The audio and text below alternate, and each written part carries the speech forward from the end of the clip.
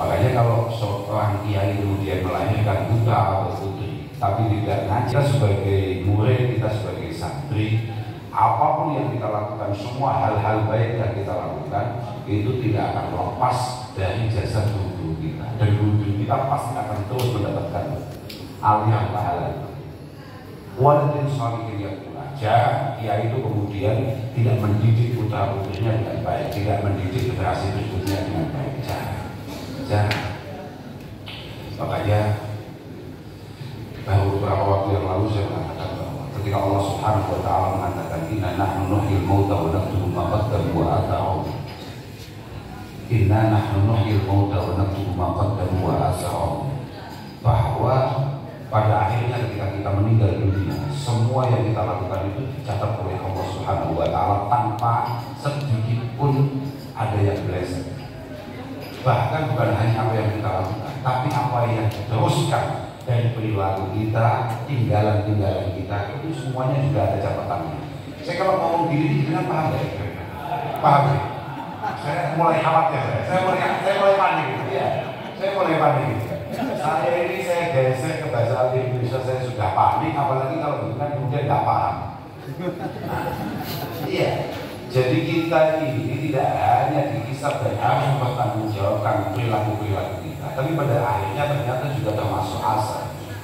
Inna nahnu nuhyil mauta wa naktubu ma qaddamu wa atharu. Asar itu kalau di beberapa kitab kita, misalnya kayak kitab tafsir Jalalain, karya Syekh Jalaluddin As-Suyuti dan Syekh Jalaluddin Al-Mahalli, beliau mengatakan asar itu adalah ma'ustun nabadahu. Ma'ustun nabadahu artinya kelakuan kita yang kemudian diteruskan setelah kita meninggal, perilaku kita yang kemudian diteruskan oleh generasi berikutnya setelah kita meninggal. Nah misalnya kayak apa namanya, pondok ini, kayak madrasah ini, kayak masjid ini, selama ini digunakan dengan baik, difungsikan dengan semestinya, beliau para sesepuh akan terus mendapatkan pahala itu. Karena asar itu imma hasanah wa imma sayyi'ah. Asar itu ada yang baik, tapi juga ada yang buruk. Yang buruk biasanya lebih banyak, dan saya lebih profesional di situ itu.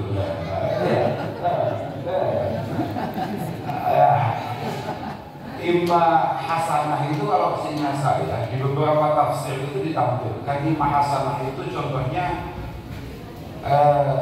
ka'ilmin alamu, ka'ilmin alamu wa hadisin waqafu, itu contoh yang baik. Keilmuan yang diajarkan misalnya kayak Ramati, ketika beliau hidup kemudian mengajarkan sesuatu, hal-hal yang baik, hal-hal yang positif, bagaimana kita memiliki ketakutan pada Allah Subhanahu wa Ta'ala, mengajak kita untuk kemudian bergotong royong, rukun, memiliki kepekaan bersama dan lain sebagainya. Atau habisin waqafu, ada beberapa lahan yang kemudian kita wakafkan karena Allah Subhanahu wa Ta'ala, ini yang baik. Kalau yang buruk ya banyak. Seingat saya di kitab kita itu bahasanya ka'isya'ati babilin wa taksisi dzulmi. Ka'isya'ati babilin wa taksisi dzulmi. Isya'ati babil itu adalah, kalau mungkin kalau bahasa sekarang, kalau bahasa di sebelah sananya laut, itu kayak nge-share, ngupload hal-hal yang tidak berdasar, yang tidak benar, atau ketika orang baca itu lihat itu kemudian terpengaruh hal-hal yang buruk, itu isya'ati babil.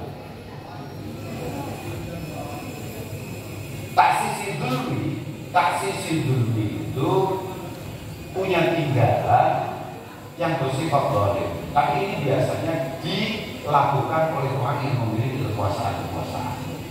Misalnya menjadi kepala desa. Ada kepala desa dari sini. Oh, ada. Apa namanya itu kalau bahasanya? Klebun. Ada klebun. Sama apa bahasanya?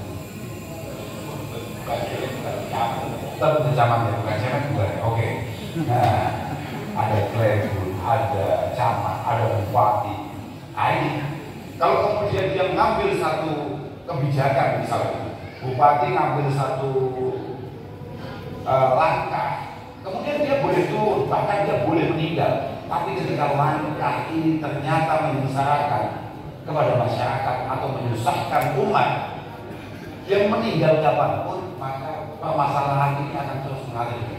Ini namanya yang sayyi'ah. Ini namanya sayyi'ah yang jariyah. Karena kan dosa jariyah dia. Makanya Imam Ghazali tegas mengatakan, tuba liman mata wa mata dulu, wal wail at-tawil liman mata, tapi watabqa zulu. Sungguh beruntung orang yang bisa meninggal kemudian dosanya selesai, putus. Sangat siap, super siap kalau kita meninggal kemudian dosa-dosa kita itu terus mengalir. Makanya moga-moga kita ini kalau tidak diberi kesempatan Allah Subhanahu wa taala memiliki amal jariyah, yakni amal shalihah al jariyah, moga-moga kita ini benar-benar dihentikan dosa-dosa jariyah kita. Nah, kalau jadikan menjadi pribadi yang inspiratif kayak Rahmat itu harusnya jauh lebih hati-hati. Karena siapa tahu perilakunya benar-benar menjadi uswah, menjadi sunnah, dan ternyata buruk di Allah Subhanahu wa taala. Makanya Rahmat ini bahaya orang kayak Rahmat ini bahaya. Lagi, makanya harus selalu cari masalah. Nah kalau kayak Mas Arif Fauzi, wah ini aman. Karena beliau banyak sekali dia belum meninggal tapi karyanya sudah banyak, apalagi karya tulisnya. Wah iya, ini mau tinggal kapan-kapan aman itu. Tapi ya jangan cepet-cepet, santai saja. Masih banyak yang naik di dunia ini, santai saja. Jangan tergesa-gesa. Saran satu, jangan terlalu baik. Nah, kalau menantu yang sebelah ini, beda lagi nih. Itu lain beda lagi. Tapi semoga saudara-saudara kita, teman-teman kita, moga-moga beristirahat kepada Allah Subhanahu wa taala. Loh ya, saya masih beberapa waktu yang lalu saya sudah sempat ngomong bahwa kadang-kadang di antara kita, maaf bahagia. Kita ini kadang-kadang punya kemalasan yang berlebih. Kita belum bisa misalnya kayak Mas Ma'ruf Fauzi itu luar biasa. Mas Ma'ruf Fauzi itu punya karangan-karangan yang luar biasa. Ya saya nggak ngomong karangan juga. Tapi itu tulisan-tulisan positif yang luar biasa dalam rangka memastikan bahwa apa yang dilakukan oleh para masyarakat kita, kegiatan-kegiatan wazifah yang biasa dilakukan oleh para guru kita, itu semuanya memiliki dasar. Itu penting karena Al-Imam Tajuddin As-Subki itu mengatakan bahwa at-tasnif itu aqwa. At-tasnif aqwa.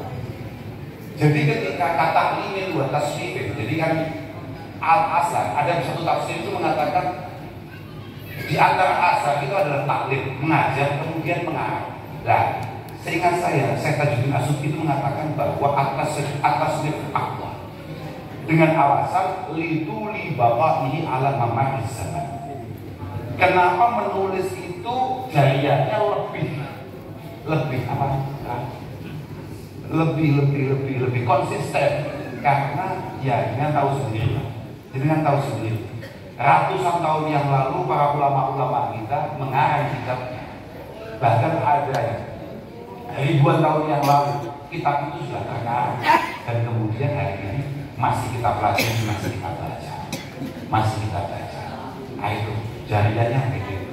Moga-moga sekali lagi kalau memang kita ini tidak punya kemampuan untuk kemudian memiliki amal jariyah, moga-moga kita benar-benar bisa terputus dari dosa-dosa jariyah. Jangan sampai kemudian di Pakong ini belum pernah ada judi online dan kemudian kita yang pertama dan mengajarkan gitu ya. Kira-kira juga. Loh, iya kan? Sekarang lagi musim kan tidak namanya judi online itu apa namanya? Itu pertama kali siapa yang jalan di Pakong ini dan kemudian menginspirasi yang lain, santai saja, siap-siap saja. Itu pasti. Kenal nggak kenal itu pasti. Karena begini paketnya. Ketika ada doa, Rabbana hab lana min azwajina wa dhurriyyatina qurrata a'yun. Ya Allah, tolong beri kami keturunan yang mampu menenteramkan batin ini, yang mampu mendinginkan mata ini.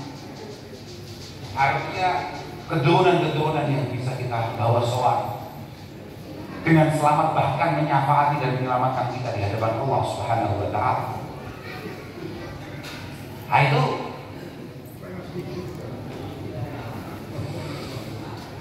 Syekh Jalaluddin Asyuti dalam kitab Durrul Mansurnya, beliau mengatakan bahwa kullu amalin shalihin ya'maluhu walad yulhaqu sawabuhu li abawayhi walau lam yata'ulahu.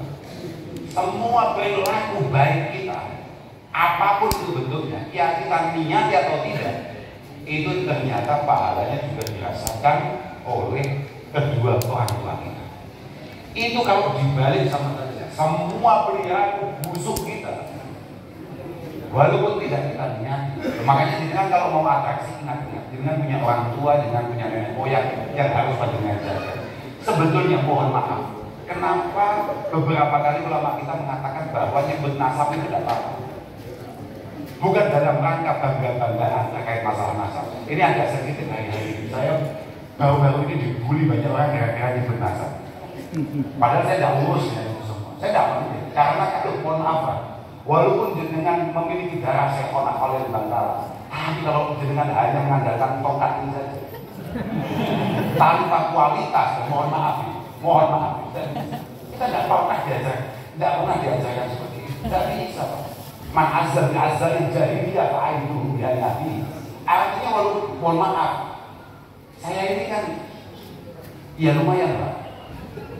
Lumayan ini artinya begini. Kakek saya ini kiai benar gitu. Orang tua saya juga kiai gitu. Tokoh betul. Tapi kemudian kalau saya nggak jelas, apa gunanya? Man batta'a amaluhu katanya lam yusrik. Nah, sudah tahu sendiri apa gunanya itu semua. Tapi bahwa apa sulitnya bagi kita seorang santri kemudian menghormati orang lain, apalagi orang itu memang kadung dihormati banyak orang. Hanya lompat saja nggak harus ikut. Memang nggak ada perintah ikut. Ikut itu al-ibtidah itu hanya bil ulama. Dan ulama itu bisa siapa saja. Ulama itu mau ganteng nggak ganteng, mau pakai tongkat nggak pakai tongkat, sama aja. Lagi gitu. Ya alim saja gitu. Mau dia punya darahnya Syekhona Khalil atau tidak, orang alim dia tetap alim saja. Dan kita sebagai orang awam, sekali lagi, kita sebagai orang awam, kayak kita ini, kayak saya dengan ini kan, orang nggak tahu apa-apa. Kita ini kan apalah, santri-santri amatirnya hanya bangga karena kita santri gitu saja. Kita ini kan bangga karena kita santri gitu saja. Nah itu, ya apa susahnya kita untuk menghormati gereja Syekhona Khalil. Lah kalau ikut, ya ikut apa yang jelas-jelas selain gereja, beliau adalah orang yang alim. Selesai kan? Ketua NU lagi, apa lagi? Tuhan apa lagi? Ketua MUI lagi, sudah kuasain semua, sudah. Jangan kasih kesempatan yang lain, sudah. Apa-apa, sudah. Aturannya begitu, untung saya nggak di Bangkalan. Kalau saya di Bangkalan, nggak laku saya. Semua diambil sendiri ya. Alhamdulillah, makanya saya ini teman Jawa Timur gitu aja lah ya. Jadi kalau saya sampai di Bangkalan, sudah ada tamu saya juga tidak pernah dapat. Aduh. Alhamdulillah, tapi enggak. Kembali lagi. Jadi ya dengan itu yang penting, masya Allah. Saya itu hanya nggak suka kalau kita itu geger dengan hal-hal yang tidak produktif. Apa pentingnya kita? Terus saya kan dibilang sama saya nggak ngerti, saya nggak pernah lihat YouTube saya itu tidak ada pengajian sama saya. Saya punya aplikasi itu. YouTube saya itu isinya hanya urusan perburungan. Karena memang saya suka hobi burung. Kemudian urusan perfespanan. Kemudian urusan lucuan. Ya misalnya kayak perlawaan gitu, apa namanya? Komedi humor. Karena saya itu suka lihat misalnya kayak kalau di Jawa ada istilah, kan ada pelawak namanya kayak Parcil. Itu kalau di Jakarta misalnya ada kayak Indes kayak. Nah itu YouTube saya isinya itu, jadi saya tidak ngerti. Kalau di dalam kita dipilih-pilih apa, kemudian anak-anak pada cerita sama kita. Lah terus cerita bahwa ada beberapa kelompok yang kemudian dianggap tidak memiliki darah Rasulullah SAW. Saya tanya siapa di antaranya adalah Asyid Ba'alawi Abdullah. Ya. Iya, artinya kan kemudian menurunkan Al-Haddad yang diragukan dan lain sebagainya. Nah, saya ngomong, saya nggak tahu itu, saya nggak penting, nggak tahu dan juga tidak menganggap itu semua penting. Buat apa? Nggak penting. Karena kami ini hanya diminta untuk memastikan bahwa sanad keilmuan kita ini nyambung kepada Rasulullah Shallallahu Alaihi Wasallam. Urusan nasab itu Pak, itu kalau dalam kitab-kitab kita itu tidak begitu diurusi. Artinya yang penting, misalnya kayak saudara kami, misalnya kayak Gus Wahid ini. Gus Wahid ini putranya siapa? Putranya Kiai Fuad Mun'im. Kiai Fuad Mun'im putranya siapa? Putranya Ki Jazuli. Yang ngomong siapa ya? Semua orang, tetangga-tetangganya, orang yang hidup di situ selama ini, semuanya ngomong begitu. Saya juga nggak perlu, nggak butuh Gus Wahid ini kemudian apa gitu. Jenengan untuk memastikan bahwa jenengan itu adalah cucu Ki Jazuli, maka jenengan harus melakukan ini dan itu. Buat apa? Yang penting perilakunya sesuai dengan Ki Jazuli dan perjuangannya meneruskan apa yang diperjuangkan Ki Jazuli, maka kita wajib berespek, kita wajib ikut, kita wajib dukung, wajib berdoa. Sudah begitu saja. Sekarang walaupun pengaruh, mohon maaf itu, mengaku saya misalnya Ahmad Muda, saya sebagai orang yang dalam tubuh saya ini mengalir darah Syekhona Khalil, tapi perilakunya tidak mencerminkan Syekhona Khalil. Padahal kan kalau beliau tidak, beliau itu sayang sekali dengan kita semua. Makanya saya cinta. Kalau beliau ini kok fadlan ghalidan qalbi mesti membahayakan. Nah iya, tidak bisa. Jangan tidak bisa. Idza ra'aita rajulan, kata Imam Malik. Mohon maaf, ini itu Madura kadang-kadang agak sedikit tidak begitu masalah khusus bagi ini. Karena orang Madura itu hanya sekedar bercanda saja. Itu sudah luar biasa volume suaranya, apalagi kalau ngomong serius, bercanda saja. Ini orang yang bukan asli Madura sudah takut bertengkar, padahal tidak ada apa-apa. Iya nggak Pak? Padahal kita wahai terrojul yudafi'u 'anil haq fayastimu wa yasubbu wa yaghdab fa'lam annahu ma'lulun biyah. Ini mohon maaf, ini kata Imam Malik radhiyallahu ta'ala anhu. Imam Malik mengatakan kalau kamu lihat seorang tokoh, seorang kiai membela yang benar kemudian ngotot, kemudian lehernya, ototnya sudah kelihatan semua, dan dalam prosesnya kemudian dia mulai mencibir yang lain, menghinakan yang lain, misui apa bahasa Jawanya? Pesoan. Kalau memisui, kalau pesoan itu kan misuhnya. Kalau mesoin orang lain. Kalau dia sudah mulai mencaci maki orang lain, fa'lam annahu ma'lulun nikah. Ketika dalam proses dia berdiri mulai assalamualaikum sampai wassalamualaikum, kok ada orang yang kemudian ia sebut, kok ada orang yang kemudian ia hinakan, ia kritik di depan umum misalnya begitu, fa'lam annahu ma'lulun nikah. Pasti itu niatnya nggak beres. Niatnya nggak beres. Itu kata Imam. Saya tidak punya cerita, tapi saya ini santri. Apa yang saya baca saya sampaikan. Apa yang saya baca, yang saya mengerti saya sampaikan. Makanya moga-moga kita semua ini benar-benar mendapatkan barokah dari guru kita. Bagaimana guru kita benar-benar mengaku kita sebagai santrinya, dan kemudian pada akhirnya kita semua ini dilayakkan oleh Allah Subhanahu Wa Taala untuk meneruskan perjuangan beliau. Mohon maaf, walaupun dari tadi saya kalau buat jogi atau kalau buat jogi apa lagi nggak jelas bahasa apa itu nggak jelas ya bahasa iyalah oke lah ya itu karena itu artinya juga beda banget kalau di rumah kita. Iya itu lah artinya saya dari tadi itu mencoba kasih contoh itu ramah ini. Saya yakin dalam tubuh beliau yang memang orang-orang hebat dan dilahirkan dari rahim orang-orang besar, itu pasti jauh lebih bangga diakui sebagai penerus keilmuan dan perjuangan Syekhona Khalil daripada hanya diakui sebagai keturunan Syekhona Khalil. Ya kan? Yakin.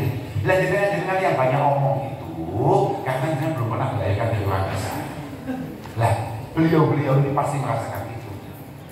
Daripada diakui sebagai keturunan siapa, lebih baik diakui sebagai santrinya siapa atau penerus perjuangannya siapa. Saya di mana-mana selalu kasih contoh. Saya ini belum pernah membaca ada pengikut Anbiya wal Mursalin kemudian tidak selamat. Tapi berapa banyak putra dan keturunan Nabi yang kemudian jempalin dan mau bikin neraka. Iya, kopinya beda. Jadi dia di atas espresso. Baik. Artinya kita ini hanya dituntut bagaimana kita bisa mengikuti Rasulullah Shallallahu Alaihi Wasallam dengan benar, dengan syarat yang jelas. Makanya tadi saya walaupun setengah paham setengah tidak, saya sangat setuju dengan apa yang tadi disampaikan oleh Rahmati bahwa penting bagi kita semua menghidupkan pesantren-pesantren dan selalu yakin bahwa pesantren mampu melahirkan generasi-generasi yang luar biasa. Tidak usah khawatir, ya kan? Kira-kira begitu ya tadi. Kira-kira pokoknya kan begitu. Tidak perlu khawatir. Kalau anak dengan pondok kan, dengan pesantren kan, kemudian besok mau jadi apa, mau makan apa, atau bahkan mau menikah dengan siapa. Saya sudah panik sama Rahman. Setiap ketemu, ini rumah mertua saya. Tadi ini rumah mertua saya. Kok kayaknya kemarin kita tidak pernah ngaji di sini, kok ini kok begitu lagi. Nah, sudah. Apalagi hanya makan apa, udah bisa Pak. Innallaha takafala li talibil ilmi bi rizqi bi takafulil khasin ba'da takafuli al-ab. Untuk seorang santri, kayak Mas Alfos ini. Saya kenal dia mulai pondok wong ini dulu kan teman kita di pondok di Pelosok. Apa bakatnya kecuali ngaji? Tidak ada, dia hanya mencoba untuk berhikmah kepada ilmu lewat guru-gurunya. Makan nggak? Makan apa enggak? Cukup nggak orangnya? Di atas cukup, sudah agak berlebihan ini. Lah, kayaknya enggak. Artinya jangan ada di antara kita kemudian aku besok masa depan kita bagaimana? Sudah ada bagiannya masing-masing. Ada bagiannya masing-masing. Ada yang tugasnya kayak beliau ngaji aja, ada yang tugasnya kemudian berkhidmat pada beliau, ada yang tugasnya memastikan semua ngaji kita, khidmat kita lancar, bahagia, tidak banyak pikiran kayak Pak Agus. Iya, itu tugas beliau itu. Jangan iya loh. Ada yang tugasnya ngaji, kayak beliau, kayak kita, ya kan? Ada yang tugasnya memastikan ngaji kita nggak bikin panik orang di rumah. Beliau, semuanya ada tugasnya sendiri. Khairun nas anfa'uhum linnas. Orang terbaik dari kita adalah yang paling bermanfaat di antara sesama. Dan manfaat itu nggak harus aja. Banyak hal. Moga-moga semua yang kita lakukan benar-benar diridhoi oleh Allah Subhanahu wa Ta'ala. Sekali lagi, moga-moga almarhum ini tawafannya benar-benar bisa kita rasakan, keluarga kita rasakan, anak-anak kita rasakan. Saya pikir hanya itu sementara yang bisa saya sampaikan. Karena tadi saya yakin Rahmat itu banyak ini yang disampaikan itu. Dan dengan bahasa asing yang membuat saya agak sedikit apa ya, saya khawatir ini kayaknya ini lagi hibah saya ini. Alhamdulillah, saya mohon maaf pada semuanya. Yang penting moga-moga pondok ini benar-benar selesai. Artinya generasi-generasi berikutnya tetap harus benar-benar sadar butuh perjuangan kuat untuk mempertahankan pondok ini. Bangun pondok, bikin pondok itu super sulit, tapi jauh lebih sulit adalah mempertahankan pondok itu tetap berdiri dan menjadi jariah nenek moyang kita semua. Akhirul walafulikum. Assalamualaikum warahmatullahi wabarakatuh. Waalaikumsalam warahmatullahi wabarakatuh. Terima kasih kami sampaikan kepada beliau Kiai Haji Abdul Rahman Al-Kausar